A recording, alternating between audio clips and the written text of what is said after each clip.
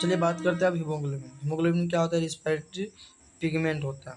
Haemoglobin को दो part में बांटा गया है, एक होता है हीम, दूसरा होता है ग्लोबिन। हीम में जो होता है मेटलिक पार्ट होता है, ग्लोबिन में जो होता है प्रोटीन पार्ट होता है। मेटलिक पार्ट में आपको आ जाएगा आयरन, Fe2+, और इसमें होता है प्रोफाइलिन होता है। मेटलिक पार्ट में आपको आयरन हो जाएगा और प्रोफाइलिन हो जाएगा। अगर प्रोटीन की बात करेंगे तो प्रोटीन जो होता है 2 अल्फा ग्लोबिन होता है और 2 बीटा ग्लोबिन होता है।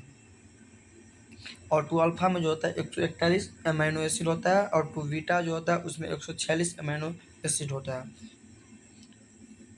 चलिए इसके बाद करते हैं एक हीमोग्लोबिन बराबर कितना होगा। एक हीमोग्लोबिन बराबर कितना आयरन होगा? तो एक हीमोग्लोबिन बराबर 4 मोल ऑफ आयरन होगा। एक हीमोग्लोबिन बराबर कितना प्रोफाइलिंग होगा? तो 4 प्रोफाइलिंग रिंग होगा। एक हीमोग्लोबिन बराबर कितना ऑक्सीजन होगा? तो एक हीमोग्लोबिन बराबर 4 मोल ऑफ ऑक्सीजन होगा।